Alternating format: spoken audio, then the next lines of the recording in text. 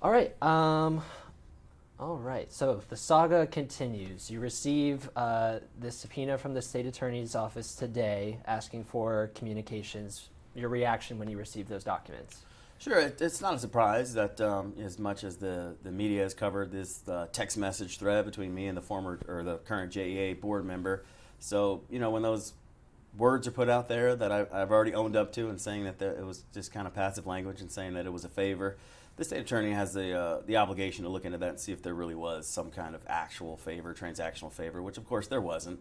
So we're happy to comply with this records request and give them all the information they need, just so we can clear it up and say there was indeed no favor, and this is just my poor use of language in saying that I owed him a favor. Is this a necessary part of the process when it comes to restoring that trust, especially with another appointment certainly coming in within the next couple weeks at least? Yeah, everything is about restoring the trust to the people. And with the crisis of leadership and confidence that we have in JEA now, with some of these things coming out about the toxic workplace culture, I'm happy to be a part of clearing things up and making sure that the public trusts that there is no quid pro quo here for a favor, if you will, to appoint someone to this board.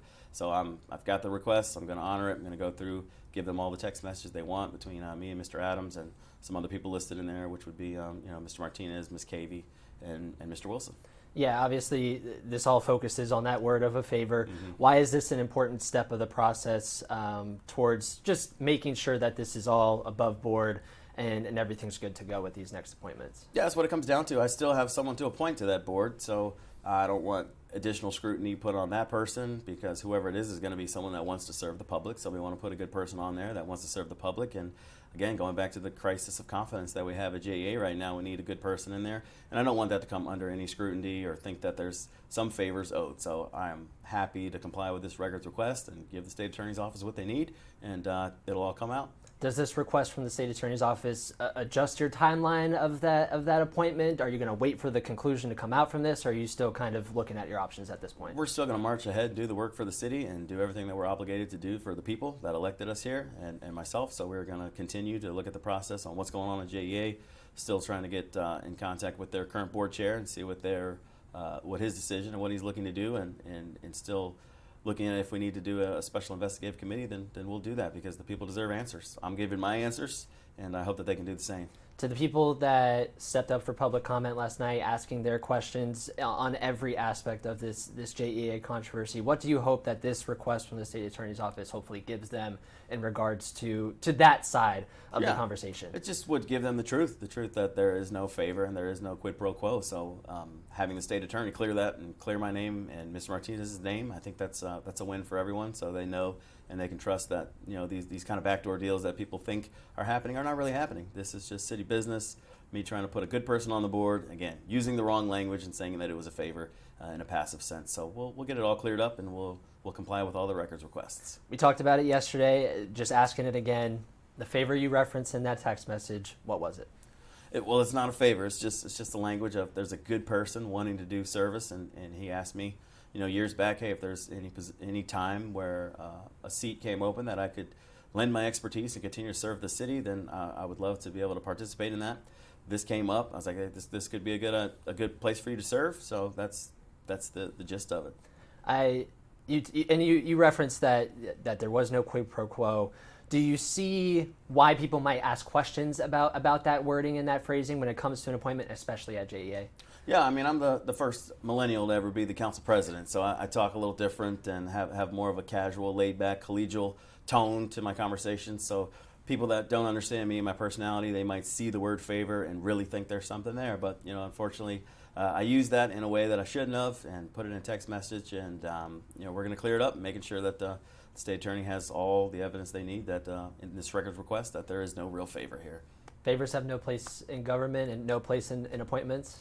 Yeah, you shouldn't pay anyone back for anything. They should be appointed on their merits, and I believe Mr. Martinez has all the merits and all the credibility in this community to have been able to serve on that JEA board, and I'll find another person that has the same. Where do we go from here to restore public trust in the process and in JEA? Yeah, it's going to be a little bit of time. I've got to comb through everything and give them all the documents that they needed to satisfy their request, to make sure that there are no records that say that there was some kind of favor, some kind of quid pro quo here. There's not. They'll get that, and then we'll move on from there. We'll get a new appointment, and we'll continue to unravel what's going on with that crisis of leadership over at JEA. When did you get this? Last night. Last night. Yeah. So from the state attorney's office, what is it asking for generically, and what are you expecting to give over? Sure, yeah. It asks for calendar appointments and electronic communications, emails, and texts between myself, Paul Martinez, Vicky Cravey, and Kurt Wilson and Arthur Adams. So just to make sure that there was no conversations with any of those folks that alleged any actual quid pro quo favors, which there's not. Is this a process you've ever had to go through during your time on council? This is the first time I've had to comply with a records request from the state attorney's office, but we comply with record requests, as you know, as a journalist, all the time. So this is nothing new on going through your emails and your text messages and your calendar. It happens probably on a bi-weekly basis, if not a weekly basis. So it's nothing out of the ordinary. It's nothing that we're worried about. We're happy to give everything over that we need and restore the people's trust. Just a part of the process. Yes, sir. And whenever we talk about subpoenas, there is an emphasis that it's not an implication of any wrongdoing. It's just looking into those things. Is this something you would encourage the state attorney's office to look into, not only in this case, but other situations as well? In this case, I think it helps. I think the word favor was taken out of context and blown up in the media, and this gives me a chance to dispel any rumors that there is an actual quid pro quo favor, which there's not. Awesome. Do you hope a similar process takes place regarding the JEA controversy and some of the workplace claims? That's probably an internal investigation at JEA, so we're going to let the board chair determine whether they want an external person to come in. I think that's the right thing to do. I think one of the board members asked for that. It was denied. So I still think that's the right thing to do, being that someone was terminated and fired for coming forward with these concerns.